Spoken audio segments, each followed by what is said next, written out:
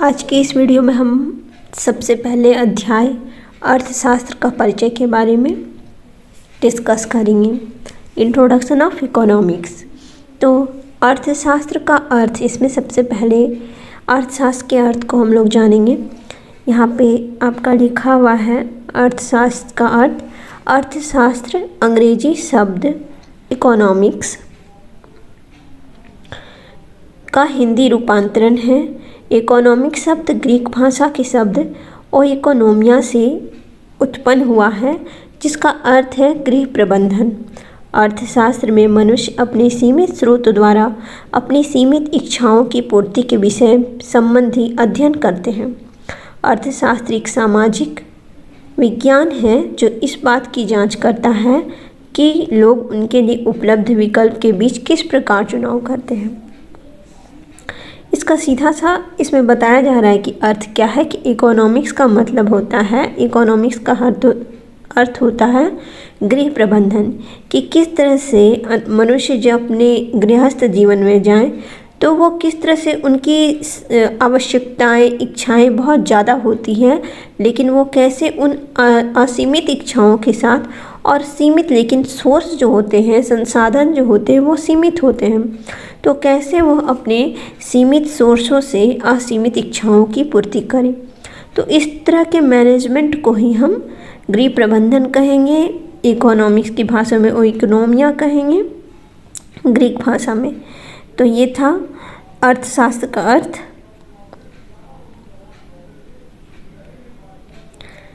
अब हम next topic पे जाएंगे, अर्थशास्त्र की परिभाषा। नेक्स्ट टॉपिक जो हमारा है अर्थशास्त्र की परिभाषा है। विभिन्न अर्थशास्त्रियों द्वारा दी गई अर्थशास्त्र की परिभाषाओं को निम्न प्रकार से वर्गीकृत किया जा सकता है। तो विभिन्न अर्थशास्त्रियों ने अर्थशास्त्र की भिन्न भिन्न परिभाषाएं दी हैं। किन्हीं ने धन से संबंधित परिभाषा दी है, किसी ने भौतिक कल्याण से संबंधित परिभाषा दी है, किसी ने दुर्लभता या चुनाव से संबंधित परिभाषा दी है, किसी ने विकास केंद्रित परिभाषा दी है। तो बहुत सारे अर्थशास्त्रियों ने तरह तरह की परिभाषाएं दी है। तो यहाँ पे हम धन से संबंधित परिभाषा, भौतिक कल्याण से संबंधित परिभाषा, दुर्लभता या चुनाव से संबंधित परिभाषा और विकास केंद्रित परिभाषा की बात करेंगे, जैसा कि यहाँ पे आप देख रहे हैं। तो यहाँ पे है धन से संबंधित परिभाषा। अर्थशास्त्र के जनक एडम स्मिथ, जेबी से ने इत्यादि ने अर्थशास्त्र को धन का विज्ञान कहा है। तो धन से संबंधित जो परिभाषा है उसका अर्थ है धन का विज्ञान, अर्थात एडम स्मिथ और जेबी से, इन लोगों ने धन को ही अर्थशास्त्र का केंद्र बताया, धन को ही विज्ञान बताया। धन का विज्ञान है अर्थशास्त्र, अर्थात हम अर्थशास्त्र में धन के बारे में ही अध्ययन करते हैं, धन के बारे में ही नॉलेज इकट्ठा करते हैं, और उन्होंने इसका मतलब बताया कि धन ही केंद्र है। एडम स्मिथ और जेबी से साहब, इन लोगों ने ऐसा बताया। अब भौतिक कल्याण से संबंधित परिभाषा। इन परिभाषाओं द्वारा इस तर्क पर बल दिया गया कि अर्थशास्त्र का उद्देश्य मानव कल्याण का समृद्ध करना नहीं, मानव कल्याण को समृद्ध करना है। यह परिभाषा मार्शल और उनके सहयोगी अर्थशास्त्रियों पीगू, कैनन इत्यादि द्वारा दी गई। तो भौतिक कल्याण से संबंधित परिभाषा मतलब जो मानव कल्याण को समृद्ध करना है। भौतिक कल्याण से संबंधित परिभाषा के अंतर्गत इन्होंने धन को ज़्यादा नहीं महत्व दे करके इन्होंने मानव के कल्याण को महत्व दिया है, जिनका नाम था मार्शल और उनके सहयोगी पीगू, कैनन, ये लोग। भौतिक कल्याण से संबंधित परिभाषा कहा। जिस प्रकार से एडम स्मिथ ने कहा था कि अर्थशास्त्र धन का विज्ञान है, उन्होंने धन को केंद्र पे रखा था, उसी प्रकार मार्शल ने और अन्य सहयोगी पीगू ने धन को विज्ञान नहीं कह के इन्होंने मानव कल्याण को समृद्ध करना बताया है अर्थशास्त्र का मतलब। अब नेक्स्ट हम लोग जाएंगे दुर्लभता का चुनाव से संबंधित परिभाषा। तो दुर्लभता या चुनाव से संबंधित परिभाषा सुप्रसिद्ध अर्थशास्त्री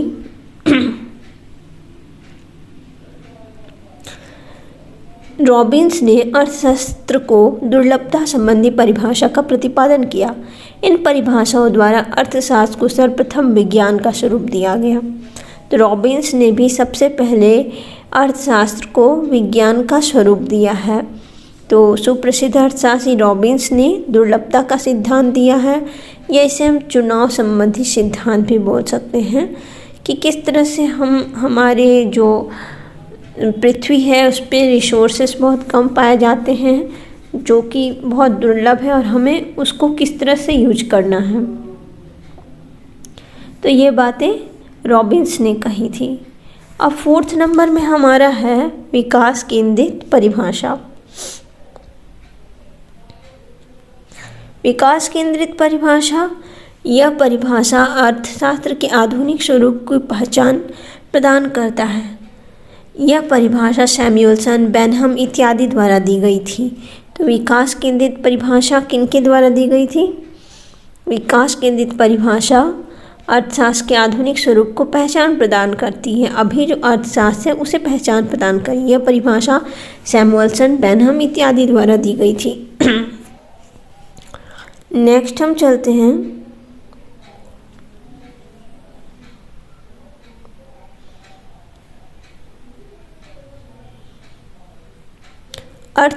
कल्याणवादी अर्थशास्त्र की अवधारणा। कल्याणवादी अर्थशास्त्र की अवधारणा में क्या कहा गया है कि कल्याणवादी अर्थशास्त्र द्वारा विभिन्न प्रकार की अर्थव्यवस्थाओं के लाभों तथा दोषों की विवेचना की जाती है तथा एक आदर्श अर्थव्यवस्था का चुनाव किया जाता है।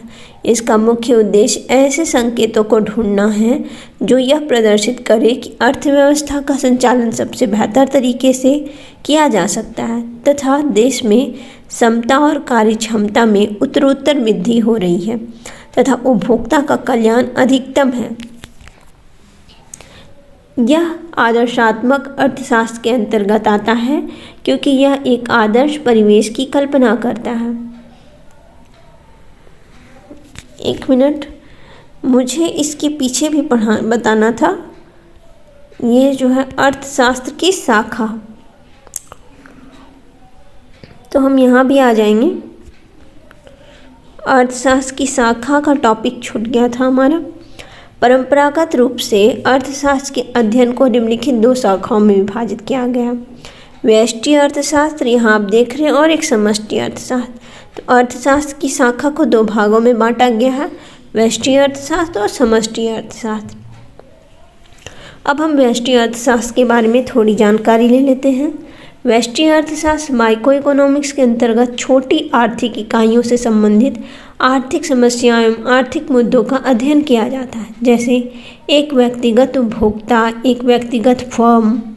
अर्थात जो व्यष्टि अर्थशास्त्र है वो एक छोटा पार्ट है, जहाँ भी बिजनेस करने का एक छोटा पार्ट कह सकते हैं, एक छोटी आर्थिक इकाई, तो उसे हम व्यष्टि अर्थशास्त्र के अंतर्गत रखते हैं। जैसे अगर हम कहीं किसी स्कूल में चले गए तो ये जो है छोटी आर्थिक इकाई है, लेकिन अगर हम कोई यूनिवर्सिटी में चले जाते हैं तो ये बड़ी इकाई हो गई। उसके अंतर्गत बहुत सारे छोटे छोटे स्कूल आ जाएंगे। तो व्यष्टि आर्थिक अर्थशास्त्र में छोटे छोटे आर्थिक इकाइयों का उसमें अध्ययन किया जाता है। जैसे एक नॉर्मल कोई कपड़ा दुकान या फिर एक नॉर्मल इलेक्ट्रिक दुकान, ये सारे चीज़ का जहाँ पे व्यापार होता है। लेकिन और तो ये व्यक्तिगत फर्म, व्यक्तिगत उपभोक्ता इसके अंतर्गत व्यष्टि अर्थशास्त्र के अंतर्गत आते हैं। व्यष्टि अर्थव्यवस्था आर्थिक मानव के व्यक्तिगत व्यवहार का अध्ययन करती है। आर्थिक मानव की आवश्यकताएं, उत्पाद को प्रेरित करने वाले तत्वों, बाजार में उसके संबंध इत्यादि का अध्ययन व्यष्टि अर्थशास्त्र के अंतर्गत किया जाता है। नेक्स्ट हमारा टॉपिक होगा मांग, उत्पादन व कीमत निर्धारण संबंधी सिद्धांतों का अध्ययन व्यष्टि अर्थशास्त्र के अंतर्गत किया जाता है। तो व्यष्टि अर्थशास्त्र में किन किन चीज़ों का अध्ययन किया जाता है? डिमांड का भी, मांग का भी, उत्पादन का भी, कीमत का भी निर्धारण, कीमत निर्धारण का भी संबंधी इन सब चीज़ों का अध्ययन व्यष्टि अर्थशास्त्र में किया जाता है। तो आप इसे पॉइंट कर लीजिए, आप इसे नोट कर लीजिए कि व्यष्टि अर्थशास्त्र में किन चीज़ों का अध्ययन किया जाता है। तो मांग का, उत्पादन का, कीमत निर्धारण का, इन सब चीज़ों का अध्ययन व्यष्टि अर्थशास्त्र में किया जाता है। नेक्स्ट हमारा टॉपिक है समष्टि अर्थशास्त्र। समष्टि अर्थशास्त्र, जिसे हम मैक्रो इकोनॉमिक्स कहते हैं, वह अर्थशास्त्र है जिसमें क्षेत्रीय, राष्ट्रीय एवं अंतर्राष्ट्रीय अर्थव्यवस्था की अंतर्निर्भरता तथा अन्योन्याश्रितता समझने का प्रयास किया जाता है। इसके अंतर्गत इसमें राष्ट्रीय आय, बचत, व्यापार की व्याख्या करते हुए राष्ट्रीय अर्थव्यवस्था के लक्ष्यों का निर्धारण तथा प्राप्ति के प्रयास भी सम्मिलित हैं। राष्ट्रीय आय, रोजगार, मुद्रा, सामान्य कीमत, आर्थिक विकास व अंतर्राष्ट्रीय व्यापार से संबंधित सिद्धांतों का अध्ययन समष्टि अर्थशास्त्र के अंतर्गत किया जाता है। तो आप इसे ध्यान से पढ़ेंगे कि समष्टि अर्थशास्त्र में किन किन चीज़ों का अध्ययन किया जाता है। समष्टि अर्थशास्त्र मैक्रो इकोनॉमिक्स वह अर्थशास्त्र है जिसमें क्षेत्रीय, राष्ट्रीय एवं अंतर्राष्ट्रीय अर्थव्यवस्थाओं की अंतर्निर्भरता, यानी क्षेत्र किस तरह से, राष्ट्र, क्षेत्र, ये किस तरह से एक दूसरे पर अंतर्निर्भर हैं, एक दूसरे पर निर्भर हैं, तथा अन्योन्याश्रितता, और किस तरह से एक दूसरे पे डिपेंडेंट हैं, इन्हीं को समझने का प्रयास किया जाता है। इनका व्यापार किस तरह से होता है, एक दूसरे पर निर्भर होकर इनका प्रयास किया जाता है। इसके अतिरिक्त इसमें राष्ट्रीय आय, नेशनल इनकम, बचत, व्यापार की व्याख्या करते हुए राष्ट्रीय अर्थव्यवस्था के लक्ष्यों का निर्धारण, राष्ट्रीय अर्थव्यवस्था के लक्ष्य भी होते हैं, उन सब का निर्धारण तथा प्राप्ति के प्रयास भी सम्मिलित हैं। तो ये सब समष्टि अर्थशास्त्र में होंगे। मतलब एक बृहत कैटेगरी को, बृहत आपकी जो सोच है किस तरह से आप करें अपने देश के लिए। जैसे जब कोई गवर्नमेंट करती है जो भी चीज़ें, तो वो हम समष्टि अर्थशास्त्र के अंदर रखेंगे। लेकिन एक पर्टिकुलर कोई फर्म कर रही है किसी चीज़ को, व्यापार कर रही है, लेन देन कर रही है, कीमत निर्धारण कर रही है, तो इसे हम व्यष्टि अर्थशास्त्र में रखेंगे। राष्ट्रीय आय, रोजगार, मुद्रा, सामान्य कीमत, आर्थिक विकास व अंतर्राष्ट्रीय व्यापार से संबंधित सिद्धांतों का अध्ययन समष्टि अर्थशास्त्र के अंतर्गत ही किया जाता है। तो आप इसे भी नोट कर सकते हैं कि समष्टि अर्थशास्त्र में किन किन चीज़ों का अध्ययन किया जाता है। राष्ट्रीय आय का, रोजगार का, मुद्रा का, सामान्य कीमत का, आर्थिक विकास का, अंतर्राष्ट्रीय व्यापार का जो सिद्धांत है समष्टि अर्थशास्त्र के अंतर्गत ही किया जाता है। नेक्स्ट हम बढ़ेंगे आगे, कल्याणवादी अर्थशास्त्र की अवधारणा। तो हम कल्याणवादी अर्थशास्त्र की अवधारणा टॉपिक को जस्ट वेट करेंगे। कल्याणवादी अर्थशास्त्र द्वारा विभिन्न प्रकार के अर्थव्यवस्थाओं के लाभों तथा दोषों की विवेचना की जाती है तथा एक आदर्श अर्थव्यवस्था का चुनाव किया जाता है। तो कल्याण का मतलब ही आप क्या समझ रहे हैं कि कल्याण करना, ऐसा अर्थशास्त्र जिसमें कल्याण को महत्व दिया जाए। तो कल्याणवादी अर्थशास्त्र द्वारा विभिन्न प्रकार की अर्थव्यवस्था के लाभों और दोषों की विवेचना की जाती है। तो अर्थव्यवस्था में किस तरह से बेनिफिट हो रहे हैं, उनमें क्या कमियां हो रही हैं, इन सब चीज़ की विवेचना की जाती है। तो इसे हम कल्याणवादी अर्थशास्त्र के अंतर्गत आते हैं तथा एक आदर्श अर्थव्यवस्था का चुनाव किया जाता है। इन सब का अध्ययन करके, उनके लाभ का अध्ययन करके, दोष का अध्ययन करके एक ऐसी आदर्श अर्थव्यवस्था का चुनाव किया जाता है कि किस तरह से हम आदर्श अर्थव्यवस्था बनाएं। इसका मुख्य उद्देश्य ऐसे संकेतों को ढूंढना है जो यह प्रदर्शित करे कि अर्थव्यवस्था का संचालन सबसे बेहतर तरीके से किया जा रहा है। कोई भी चीज़ बेहतर होंगी, अच्छी ढंग से संचालित होंगी तो ही अच्छी रहेगी। अगर उसमें कोई अर्थव्यवस्था है उसमें अगर बहुत ज़्यादा लाभ ही लाभ हो रहा है और मतलब लाभ या फिर बहुत ज़्यादा उसमें दोष पाए जा रहे हैं, तो इनको बैलेंस करना है, दोनों चीज़ें बराबर मात्रा में होनी चाहिए, तो एक आदर्शात्मक अर्थव्यवस्था बनेगा। तो विवेचना करने का यही मतलब है। और इससे क्या होगा कि उत्तरोत्तर वृद्धि भी होगी कार्य क्षमता में, समता में यानी समानता में, या प्रदर्शित करें। इसका मुख्य उद्देश्य ऐसे संकेतों को ढूंढना है जो यह प्रदर्शित करें कि अर्थव्यवस्था का संचालन सबसे बेहतर तरीके से किया जा रहा है तथा देश में समता और कार्य क्षमता में उत्तरोत्तर वृद्धि हो रही है। तो सभी का उद्देश्य होता है कि कार्य क्षमता में उत्तरोत्तर वृद्धि की जाए। थोड़ी ये जो है ना प्रिंटिंग थोड़ी बड़ी होनी चाहिए, नहीं तो स्टूडेंट्स को परेशानी होगी। नेक्स्ट जो हमारा टॉपिक है ये तो आदर्शात्मक अर्थशास्त्र के अंतर्गत, क्योंकि यह एक आदर्श परिवेश की कल्पना करता है। कल्याणवादी अर्थशास्त्र की पारंपरिक अवधारणा के विकास में मार्शल, पेरेटो तथा पीगो का महत्वपूर्ण योगदान रहा है। तो अगर आप बात कहेंगे, ये भी आप टॉपिक लिख सकते हैं कि कल्याणवादी अर्थशास्त्र की पारंपरिक अवधारणा के विकास में मार्शल, पेरेटो तथा पीगो का महत्वपूर्ण योगदान है। अब अगर आपसे पूछ दिया जाएगा कि इनमें से कौन कल्याणवादी अर्थशास्त्र के जनक हैं या फिर इनमें से कौन कल्याणवादी अर्थशास्त्र है, तो आपको इन लोगों को नाम याद रख लेना है। मार्शल भी कल्याणवादी अर्थशास्त्री हैं, पेरेटो भी कल्याणवादी अर्थशास्त्री हैं और पीगू भी कल्याणवादी अर्थशास्त्री हैं।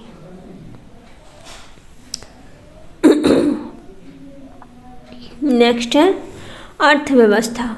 सामान्यतः किसी विशेष में संचालित आर्थिक प्रणाली का वह रूप जिसके माध्यम से वहाँ के लोगों को रोजगार के अवसर एवं जीवन निर्वाह के साधन उपलब्ध होते हैं, अर्थव्यवस्था कहलाती है। एक अर्थव्यवस्था में उत्पादन, विनिमय तथा उपभोग की क्रियाओं द्वारा विभिन्न आवश्यकताओं की पूर्ति की जाती है। अर्थव्यवस्था क्या है? सामान्यतः किसी विशेष क्षेत्र में संचालित आर्थिक प्रणाली का वह रूप जिसके माध्यम से जिसमें इकोनॉमिकली लोग काम करते हैं, तो उसे ही अर्थव्यवस्था कहते हैं। जिसके माध्यम से वहाँ के लोगों को रोजगार के अवसर मिले, जीवन निर्वाह के साधन उपलब्ध हों, अर्थव्यवस्था कहलाती है। एक अर्थव्यवस्था के उत्पादन, विनिमय, एक अर्थव्यवस्था में उत्पादन होती है, विनिमय होती है, उपभोग की क्रिया होती है, ये सारी क्रियाएं अर्थव्यवस्था में होती है। अर्थव्यवस्था के प्रकार। स्वामित्व के आधार पर अब हम अर्थव्यवस्था के प्रकार को देखेंगे। स्वामित्व के आधार पर अर्थव्यवस्था को निम्न प्रकार से विभाजित किया जा सकता है: उदारवादी अर्थव्यवस्था, समाजवादी अर्थव्यवस्था और मिश्रित अर्थव्यवस्था। तो अभी जो हम पढ़ेंगे उदारवादी अर्थव्यवस्था के बारे में पढ़ेंगे, ठीक है।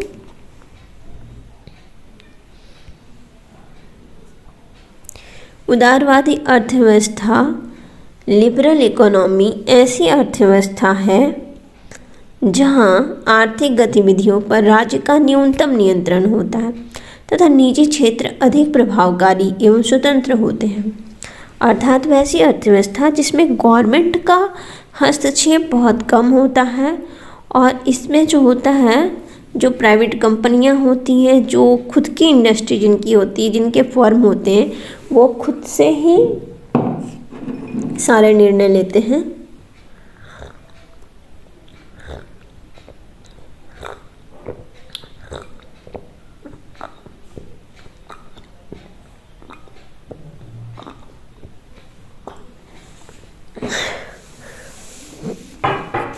जैसे कीमत निर्धारण का, उत्पादन का, विनिमय का, इन सब चीज़ों का निर्णय जो होता है वो फर्म में या फिर कंपनियां खुद से लेती है। इनमें जो गवर्नमेंट होती है उनका कोई भी हस्तक्षेप ज़्यादा नहीं होता।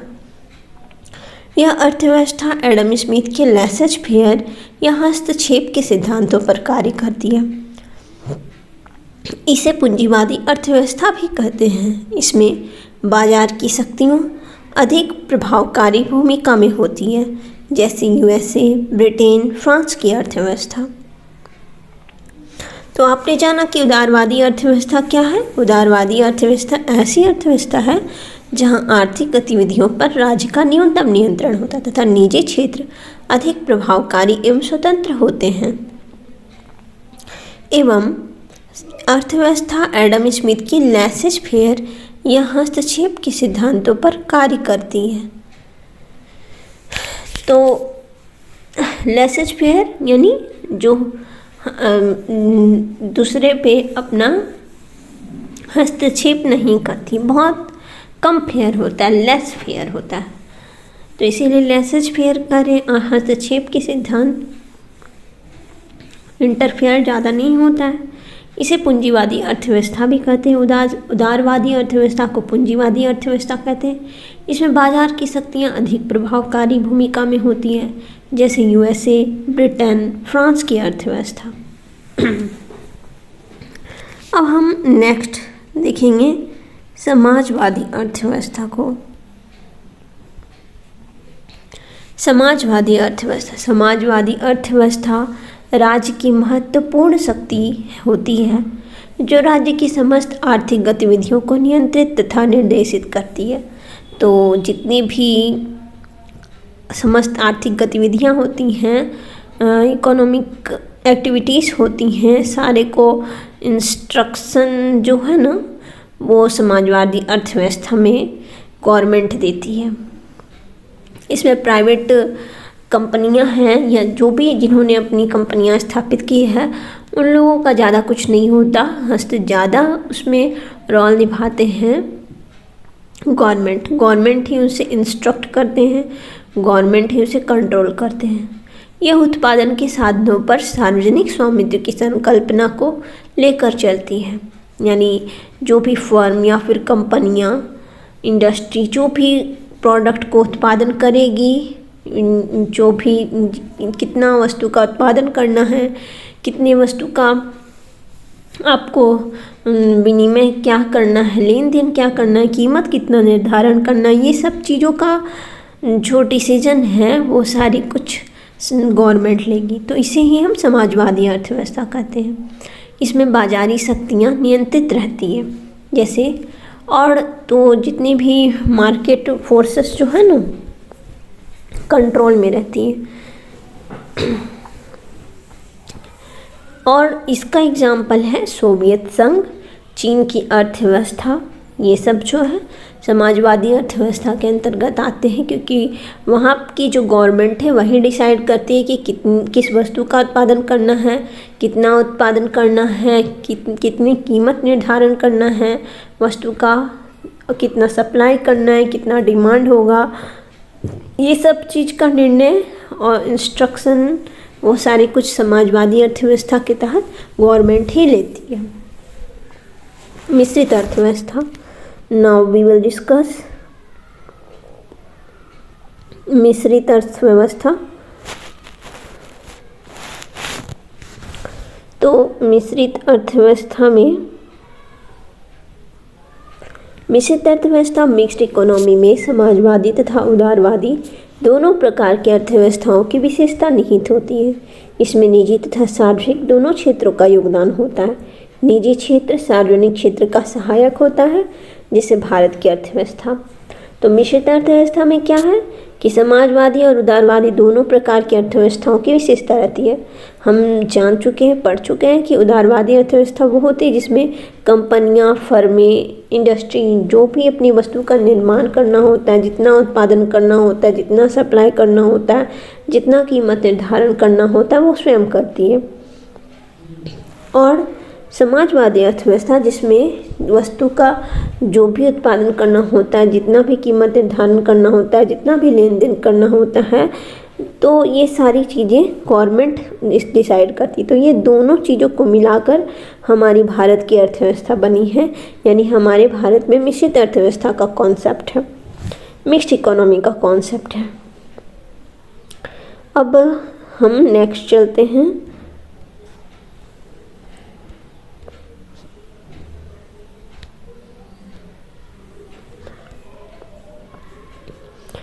नेक्स्ट है हमारा टॉपिक अर्थव्यवस्था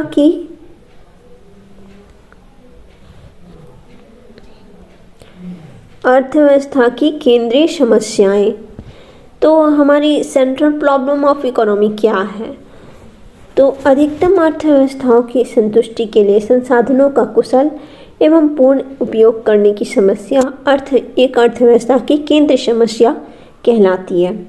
मतलब हम अपने अर्थव्यवस्था में संसाधनों का कैसे पूर्ण एवं कुशल उपयोग करें, किस तरह से हम ऐसा उपयोग करें जो कि हमें अधिकतम संतुष्टि मिले, अधिकतम आवश्यकताओं की पूर्ति हो और उससे हमें बेनिफिट अच्छा हो। यानी जिस चीज़ की डिमांड की जा रही है हम उस चीज़ का उत्पादन करें, कितनी उसकी डिमांड की जा रही है उस हिसाब से उत्पादन करें, किस चीज़ की डिमांड की जा रही है उसी का उत्पादन करें, और कौन इस चीज़ की डिमांड कर रहा है उसके लिए उत्पादन करें, हम उसके एलिजिबल हैं या नहीं।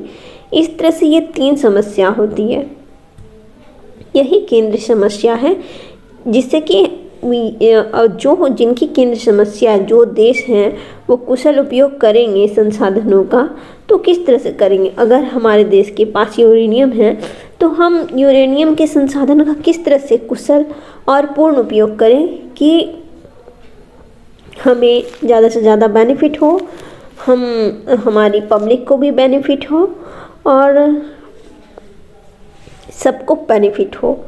गवर्नमेंट के भी पास बेनिफिट, मतलब उसका रिसोर्स का भी यूज हो, लेबर का भी यूज हो, और यहाँ के पब्लिक को भी रोज़गार भी मिले, अर्निंग भी हो और साथ में रिसोर्स का भी यूज हो। तो ये चीज़ें देखनी पड़ती है। प्रत्येक अर्थव्यवस्था की 3 केंद्रीय समस्याओं का सामना करना पड़ता है। तो फर्स्ट है हमारा कि क्या उत्पादन करें।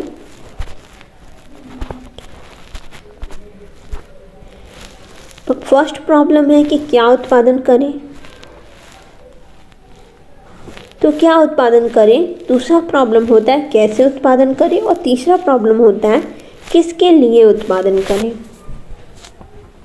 तो एक हम सबसे पहला टॉपिक पढ़ेंगे कि क्या उत्पादन करें। ठीक है,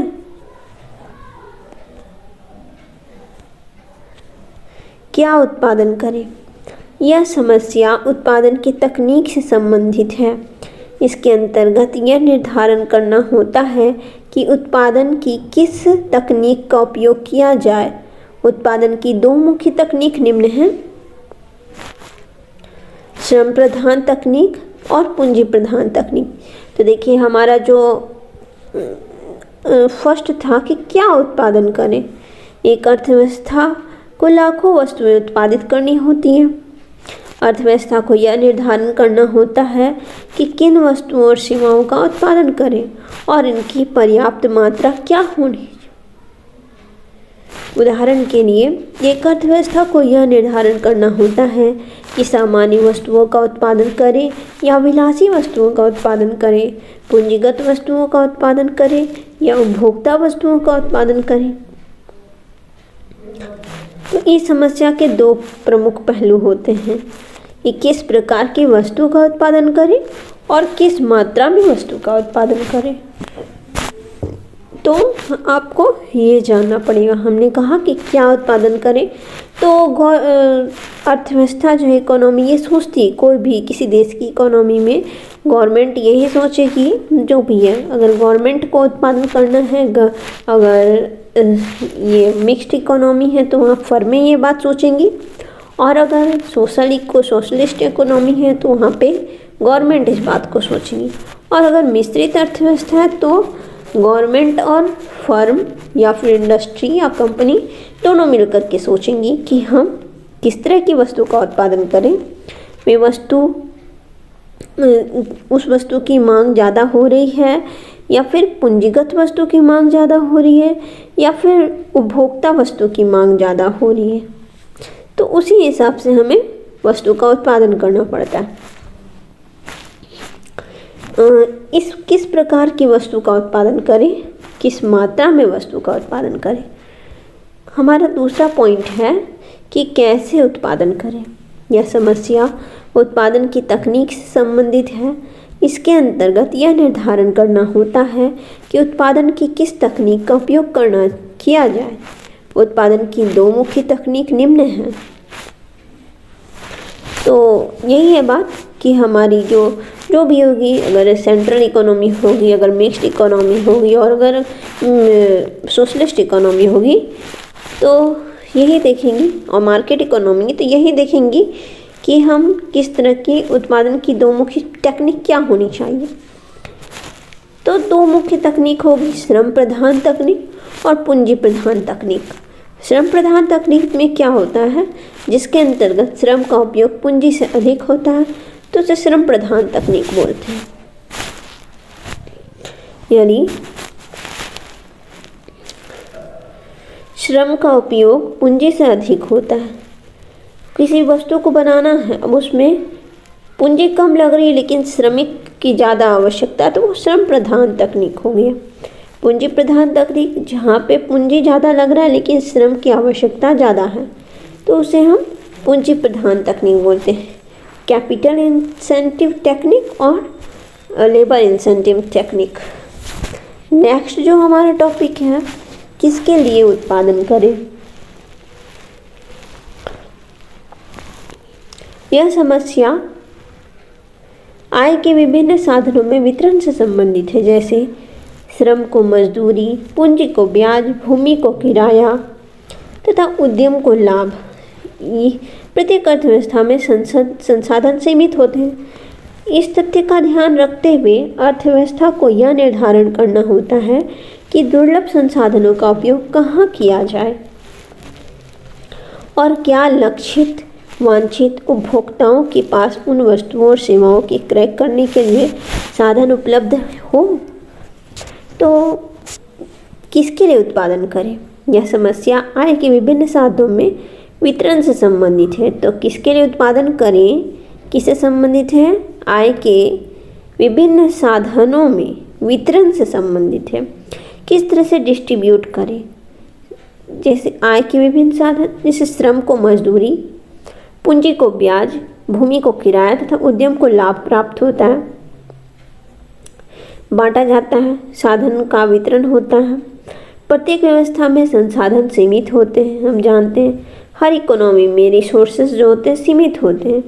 अभी जैसे अगर हम झारखंड की बात करें तो झारखंड में बहुत सारे रिसोर्सेस हैं, तो वो किस तरह से अपनी इकोनॉमी, तो उसकी रिसोर्सेस बहुत ज़्यादा है, तो वो अर्थव्यवस्था को कैसे और मजबूत बनाए। संसाधन तो सीमित है उनके पास भी, लेकिन सीमित के साथ साथ बहुत ज़्यादा भी है, तो किस तरह से यूज़ करें जो उनका जो है राज्य जो है बहुत आगे बढ़े, इसको देखना चाहिए। तथा इस तथ्य का ध्यान रखते हुए अर्थव्यवस्था को यह निर्धारण करना होता है कि दुर्लभ संसाधनों का उपयोग कहाँ किया जाए, जो है दुर्लभ संसाधनों का उपयोग कहाँ किया जाए और क्या लक्षित वांछित उपभोक्ताओं के पास उन वस्तुओं और सेवाओं को क्रय करने के लिए साधन उपलब्ध हैं। तो देखिए हमारे यहाँ जैसे एल्युमिनियम, झारखंड में एल्युमिनियम बॉक्साइट पाया जाता है, लेकिन बॉक्साइट पाया जरूर जाता है। हम जानते हैं यहाँ पे संसाधन भी है बहुत सारे, एल्युमिनियम बॉक्साइट तो बहुत पाए जाते हैं, लेकिन इस दुर्लभ साधन का उपयोग यहाँ के आदमी खुद नहीं कर पा रहे हैं। मान लीजिए आप बिजली का ही उत्पादन नहीं कर पा रहे हैं, तो बिजली का उत्पादन नहीं कर पा रहे हैं, जिसके कारण जो एल्युमिनियम होता है उसका हम सिर्फ मध्यवर्ती वस्तु तक ही यहाँ पे उत्पादन कर पाते हैं। अंतिम वस्तु के उत्पादन के लिए हमें इसे दूसरे जगह भेजना पड़ता है। हमें इसे मुंबई के अलवाई कोई एरिया है और कोलकाता और एक तमिलनाडु या आंध्र प्रदेश का एरिया है, इन सब जगहों पे भेजना पड़ता है। तो इससे हमें ये पता चलता है कि हमारे पास संसाधन हैं, लेकिन यहाँ का संसाधन का यूज यहाँ के लोग उसे नहीं कर पा रहे हैं, उससे पूरी तरह से जिनका पूर्ण और कुशल और पूर्ण उपयोग हो, पूर्ण दोहन हो, इसके लिए उन्हें पूरा संसाधन का कुशल उपयोग करने के लिए उसे दूसरे जगह भेजा जाना पड़ रहा है, क्योंकि यहाँ पे सुविधाएं नहीं मुहैया हो पा रही, सुविधाएं नहीं उपलब्ध हो पा रही है।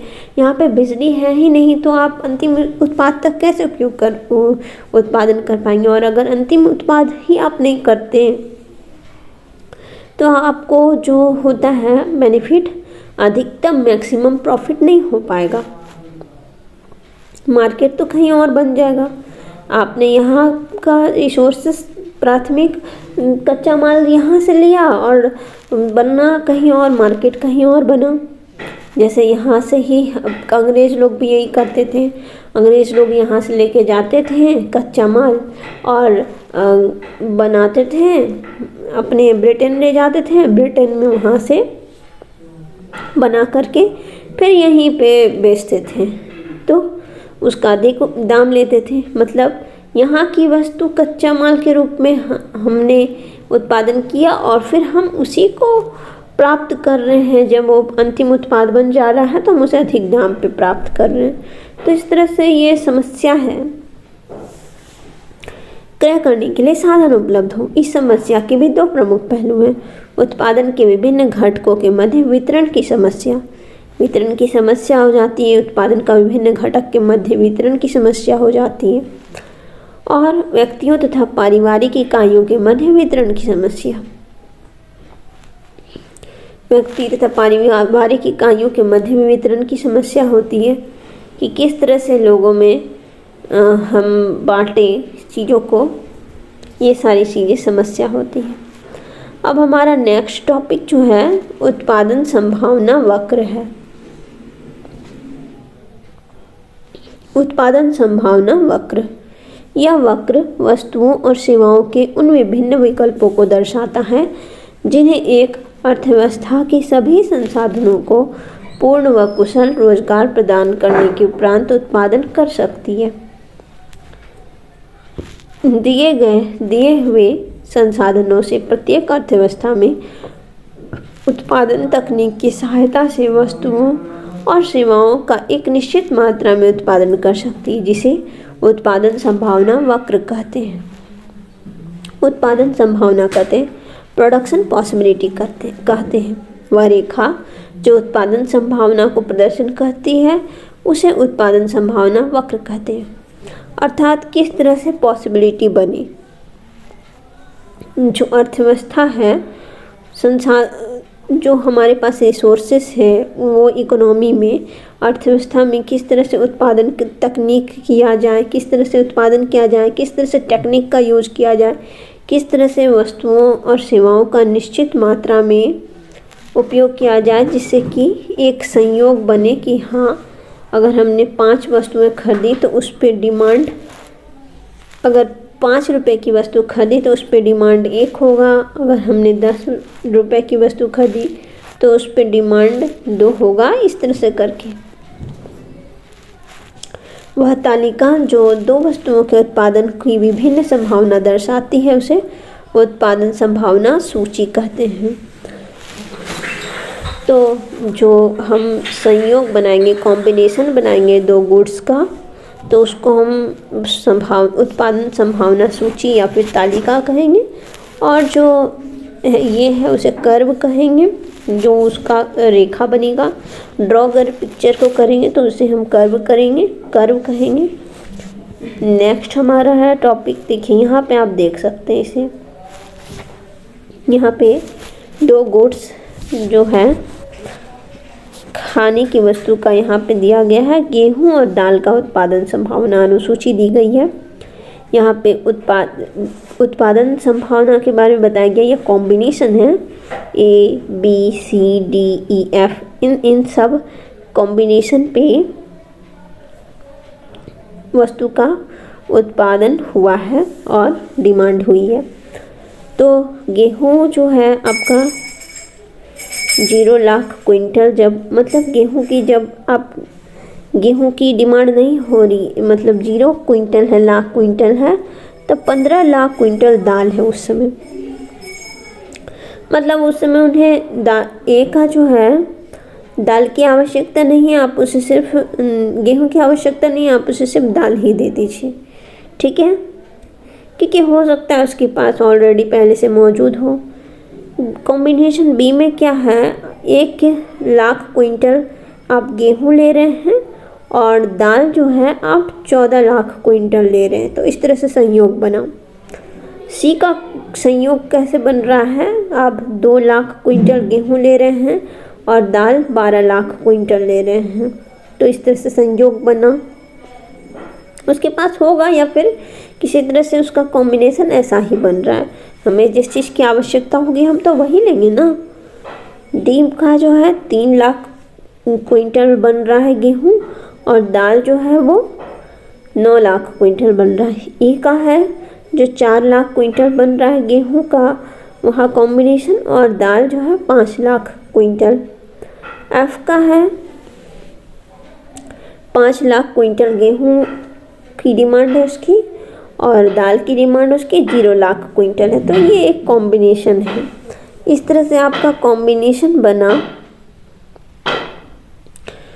और ये जो कॉम्बिनेशन की संभावना अनुसूची हो गई, प्रोडक्शन पॉसिबिलिटी शेड्यूल हो गया, और ये जो पिक्चर देख रहे हैं आप वो प्रोडक्शन पॉसिबिलिटी कर्व का पिक्चर है। तो प्रोडक्शन पॉसिबिलिटी कर्व का जो पिक है आप ये देख सकते हैं, ऐसे बन रहा है, ठीक है, कॉनकेव होता है। उसके बाद है यहाँ पे नेक्स्ट संयोजन यानी कॉम्बिनेशन के संसाधनों के अकुशल प्रयोग को दर्शाता है, तथा संयोजन एवं उपलब्ध संसाधनों के प्रयोग से अर्जित नहीं किया जा सकता। तो ये जो के है यहाँ पे देख रहे हैं, ये अकुशल प्रयोग को दिखा रहा है। यहाँ पे कुशल प्रयोग नहीं हो रहा है, अकुशल प्रयोग हो रहा है। और जहाँ डी है उस जगह पे संसाधन का कुशल प्रयोग हो रहा है, उचित प्रयोग हो रहा है, पूर्ण दोहन हो रहा है।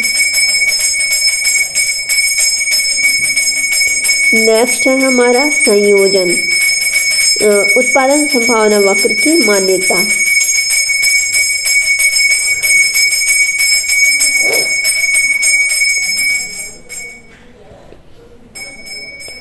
उत्पादन संभावना वक्र की मान्यताएं निम्नलिखित पर आधारित है। फर्स्ट टॉपिक है, पॉइंट है, एक अर्थव्यवस्था में उत्पादन के संसाधनों की मात्रा निश्चित एवं स्थिर है। किसी अर्थव्यवस्था में उत्पादन की तकनीक अपरिवर्तित होती है। समस्त संसाधनों को पूर्ण रोजगार प्राप्त है, अर्थात कोई संसाधन व्यर्थ नहीं है।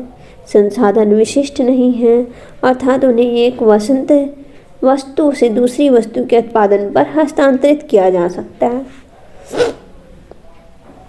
तो क्या क्या मान्यताएं हैं? एक अर्थव्यवस्था में उत्पादन के संसाधनों की मात्रा निश्चित एवं स्थिर है। कोई भी अर्थव्यवस्था होगी उसमें जो प्रोडक्शन होंगे, उसके जो रिसोर्सेस, उसके जो संसाधन की मात्रा होगी वो निश्चित होगी और स्थिर होगी। आखिर हम जो भी प्रोडक्शन करने वाले रहेंगे पहले से ही कर लेंगे ना कि हाँ हमें इतनी मात्रा में वस्तु का उत्पादन करना है, ये सोच लेंगे। तो इसीलिए एक अर्थव्यवस्था में उत्पादन के संसाधनों की मात्रा निश्चित और स्थिर होगी, ये बात जाननी है।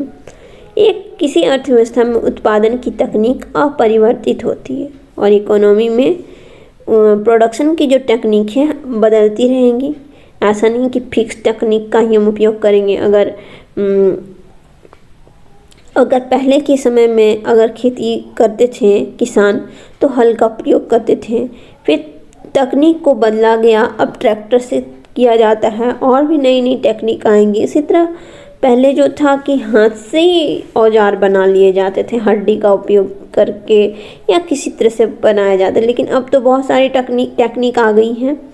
तो उत्पादन की तकनीक अपरिवर्तित होती, बदलती रहती है, ये बात जानना है। समस्त संसाधनों को पूर्ण रोजगार प्राप्त है। जितने भी रिसोर्सेस हैं उसको पूर्ण रोजगार प्राप्त है।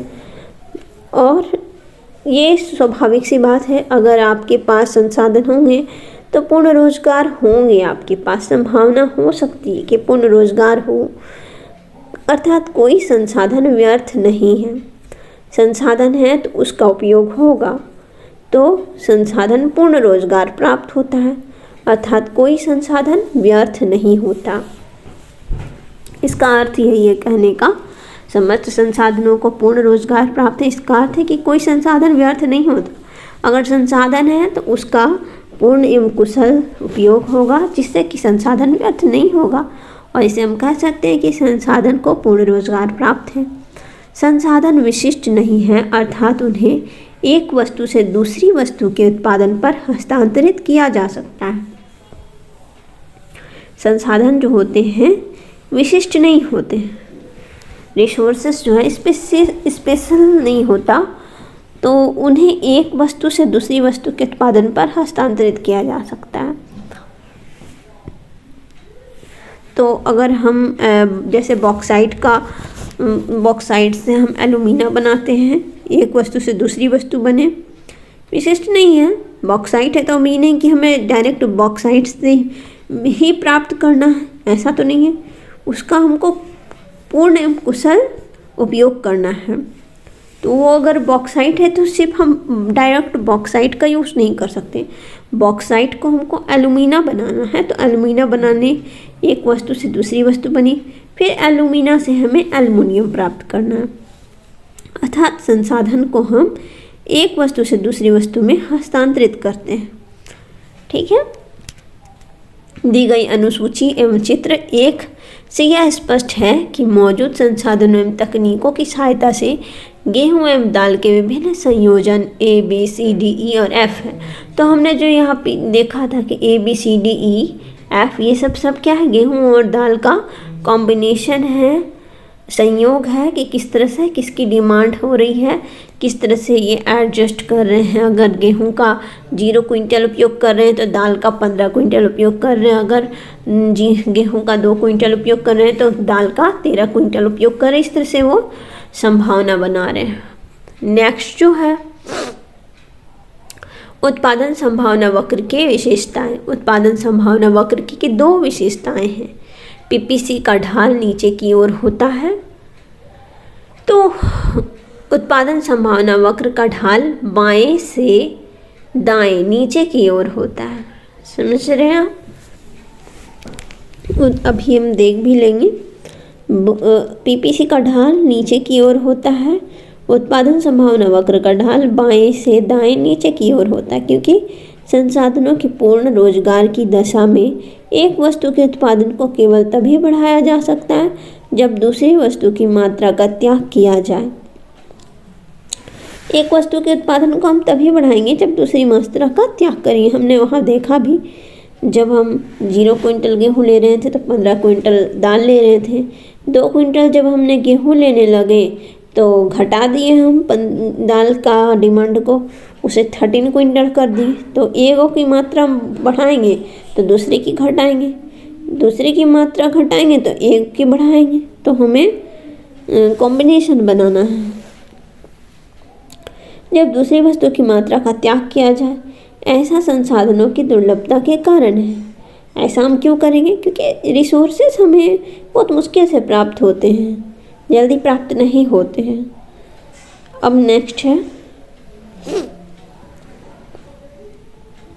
पीपीसी मूल बिंदु की ओर उन्नतोदर।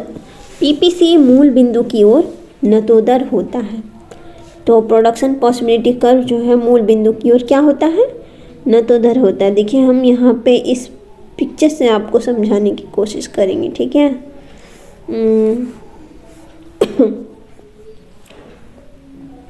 ये है, ये हमने पिक बनाई, ये है, तो ये जो ऐसे बना इसे ही हम उन्नतोदर कहेंगे, ठीक है। ये मूल बिंदु ये है 0 और मूल बिंदु की ओर उन्नतोदर है ये, ठीक है। इसी को हम क्या करेंगे? कहेंगे कॉनकेव कहेंगे। और अगर ऐसा रहता ना, ये मूल बिंदु है यहाँ, और अगर ऐसा रहता तो हम इसे उन्नतोदर कहते, लेकिन ये कॉन्वेक्स कहते हैं ऐसा रहता तो। लेकिन ऐसा नहीं है, ये कैसा है, ये हमने जैसा देखा ये ऐसा है, ठीक है, ऐसा, तो ये कॉनकेव कहलाएगा। ये आपको जानना पड़ेगा। पीपीसी मूल बिंदु की ओर उन्नतोदर होता है। उत्पादन संभावना वक्र बढ़ती रूपांतरण की सीमांत दर अथवा बढ़ती सीमांत अवसर लागत के कारण मूल बिंदु से उन्नतोदर होता है। तो इसका कारण क्या है? उत्पादन संभावना वक्र बढ़ती रूपांतरण की सीमांत दर अथवा बढ़ती सीमांत अवसर लागत के कारण मूल बिंदु से उन्नतोदर होता है। अगर सीमांत दर मार्जिनल रेट अगर बढ़ रही है, सीमांत अवसर लागत बढ़ रही है, तो उसके कारण उन्नतोदर होता है मूल बिंदु की ओर। अब हमारा नेक्स्ट टॉपिक है अवसर लागत तथा सीमांत अवसर लागत। अवसर लागत को हम अब जानेंगे। किसी वस्तु की अवसर लागत अपॉर्चुनिटी कॉस्ट उस त्यागी गई वैकल्पिक वस्तु के मूल्य की होती है जिसके उत्पादन में साधनों का प्रयोग किया जा सकता है। अन्य शब्दों में एक्स वस्तु की इकाई उत्पन्न करने की वह अवसर लागत वाई वस्तु की वह मात्रा है जिसका परित्याग किया जाना चाहिए जिससे साधनों का प्रयोग वाई वस्तु के स्थान पर एक्स वस्तु का उत्पादन करने के लिए किया जा सके। तो यहाँ कहने का अर्थ है कि अगर हम किसी एक वस्तु को पाना चाहते हैं तो हमें जो प्राप्त हो रही है वस्तु उसका त्याग करना पड़ेगा। अगर हम एसडीएम बनना चाहते हैं तो हमें जो अवसर आ रहा है, अगर हमें क्लर्क बनने का अवसर आ रहा है तो उसे हमें त्याग करना पड़ेगा। तो जो हम त्याग करते हैं, जो सर्वश्रेष्ठ चीज़ को पाने के लिए जिस श्रेष्ठ चीज़ का त्याग करते हैं तो उसे ही हम अपॉर्चुनिटी, तो जो त्यागा गया है श्रेष्ठ चीज़, जिसको त्यागा गया है सर्वश्रेष्ठ चीज़ को पाने के लिए, तो वो त्यागी गई चीज़ जो है अवसर लागत कहलाती है। तो यहाँ पे यही बताया, अगर आपकी इच्छा है एक्स वस्तु की और आप वाई वस्तु आपके लेने की क्षमता थी उस समय, लेकिन आपने सोचा कि नहीं वाई वस्तु को छोड़ देते हैं और कुछ और पैसे मिला के हम एक्स वस्तु ले लेते हैं, तो जो हम एक्स वस्तु को हम श्रेष्ठ समझने के कारण वाई वस्तु का त्याग करते हैं। तो वाई वस्तु का जो त्याग कर रहे हैं वही उस श्रेष्ठ वस्तु को पाने की अवसर लागत हो गई,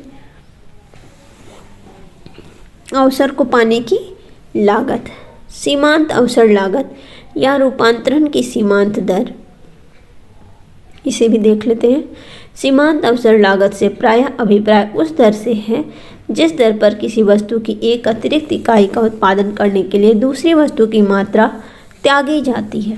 अतः एमओसी की गणना वस्तु वाई की हानि के रूप में की जाती है जब वस्तु एक्स की अतिरिक्त मात्रा का उत्पादन किया जाता है, क्योंकि संसाधनों को वाई से हटाकर एक्स के उत्पादन में लगाया जाता है। तो एमओसी सीमांत अवसर लागत मार्जिनल अपॉर्चुनिटी कॉस्ट, पहली वस्तु की त्यागी गई मात्रा बटा दूसरी वस्तु की अतिरिक्त मात्रा। जो पहली वस्तु की मात्रा को हमने त्यागा और जो दूसरी वस्तु की अतिरिक्त मात्रा को पाया, उसका जो डिवीज़न किया उसे ही हम अवसर लागत या रूपांतरण की सीमांत दर कहेंगे।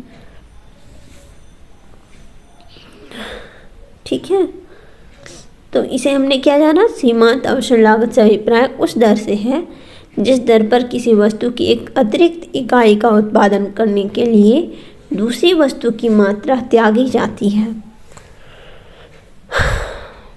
अतः एमओसी की गणना वस्तु वाई की हानि के रूप में की जाती है जब वस्तु एक्स की अतिरिक्त मात्रा का उत्पादन किया जाता है, क्योंकि संसाधनों को वाई से हटाकर एक्स के उत्पादन में लगाया जाता है।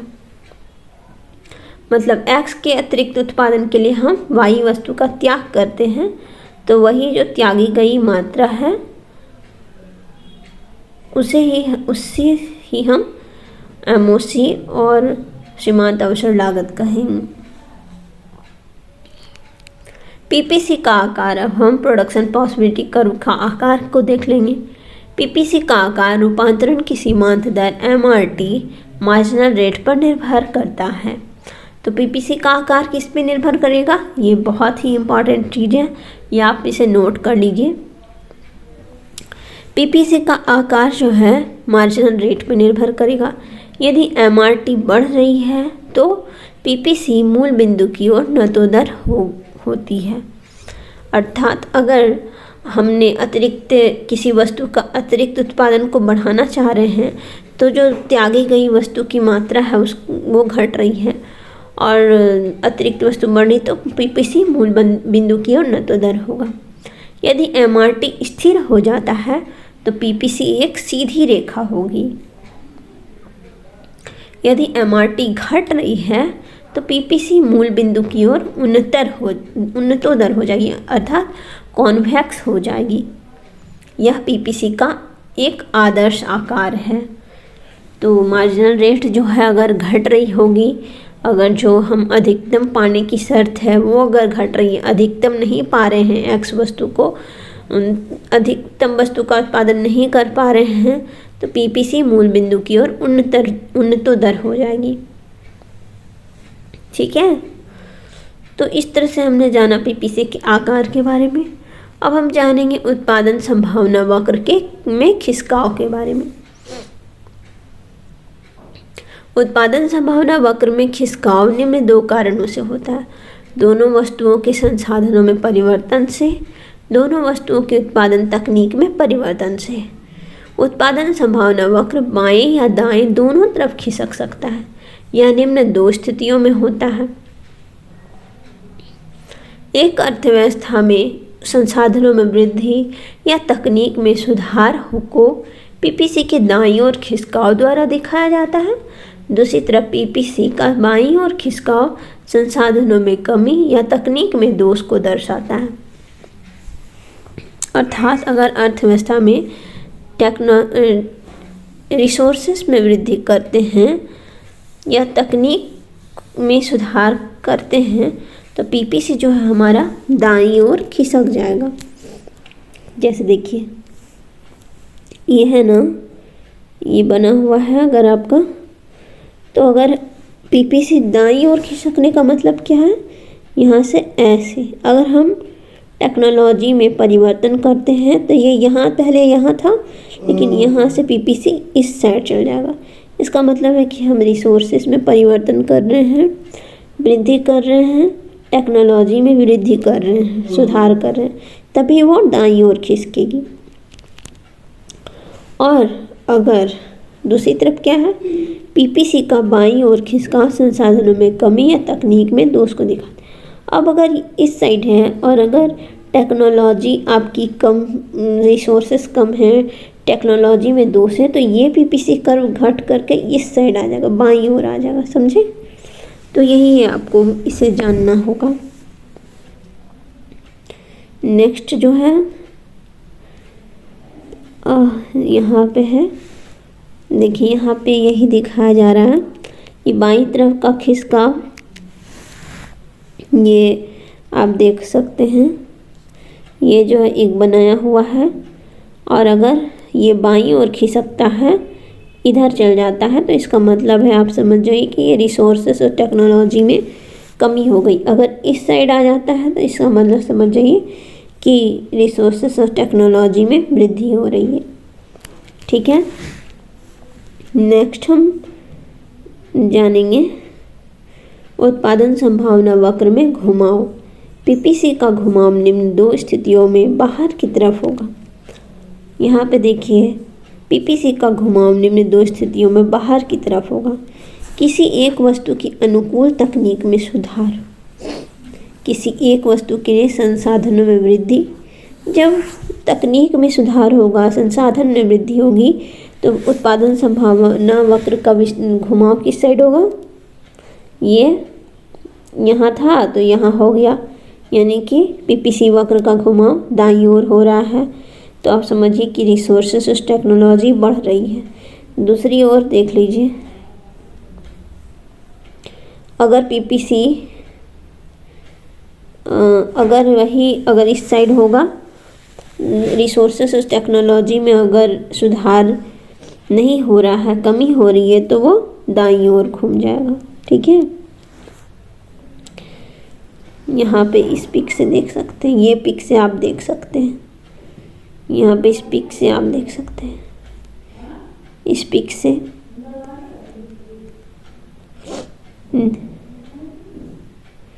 नेक्स्ट है पीपीसी का घुमाव निम्न दो स्थितियों में अंदर की ओर होगा। अब अंदर की ओर कब होगा देख लीजिए, किसी एक वस्तु के उत्पादन की प्रतिकूल तकनीक में परिवर्तन, किसी एक वस्तु के उत्पादन के संसाधनों में कमी। दो स्थिति में अंदर की ओर होगा, अंदर की ओर किसी एक वस्तु के उत्पादन की प्रतिकूल तकनीक में परिवर्तन। टेक्नोलॉजी में अगर परिवर्तन हो गया तो जो पीपीसी वक्र है वो अंदर की ओर घूम जाएगा।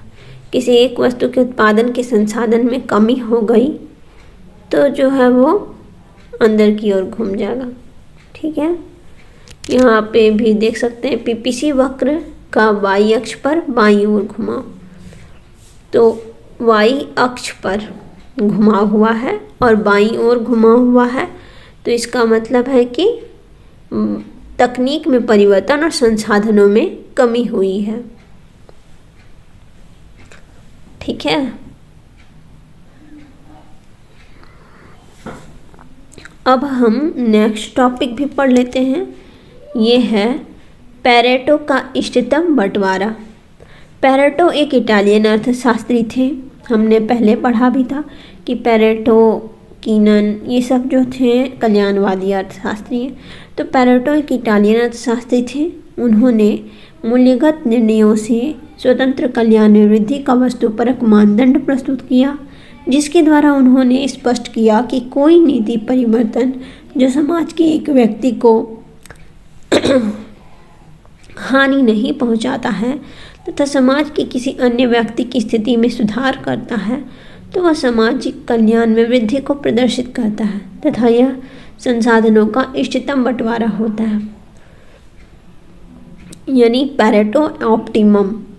इसमें यही कहा गया है कि किसी एक व्यक्ति को नुकसान पहुंचाए बिना दूसरी व्यक्ति की स्थिति में सुधार करना वो समाज कल्याण की वृद्धि को प्रदर्शित करता है। यहाँ पर यह तथ्य भी ध्यान रखना चाहिए कि यदि संसाधनों का इष्टतम बंटवारा हुआ है तो इसका अर्थ यह नहीं है कि सामाजिक हित के आधार पर संसाधनों का बंटवारा हुआ। ये भी कह दिया गया कि जरूरी नहीं है कि अगर संसाधनों का इष्टतम बंटवारा हुआ है तो इसका अर्थ ये भी नहीं है कि सामाजिक हित के आधार पर संसाधन का बंटवारा हुआ हो सकता है किसी को अधिक दे दिया हो गया हो, किसी को कम दे दिया गया हो। उत्पादन संभावना वक्र एक पेरेटो इष्टतम बंटवारा का उदाहरण है। ये था आज का हमारा पूरा अर्थशास्त्र का परिचय के बारे में चीज़ें। आई होप कि आप लोगों को ये वीडियो अच्छा लगा होगा। अर्थशास्त्र का परिचय, इतनी लॉन्ग वीडियो मैंने आज पहली बार डाली है। आई होप कि आप लोगों को अच्छा लगेगा, समझ आएंगी चीज़ें। Thank you for watching my video and please like, share and subscribe.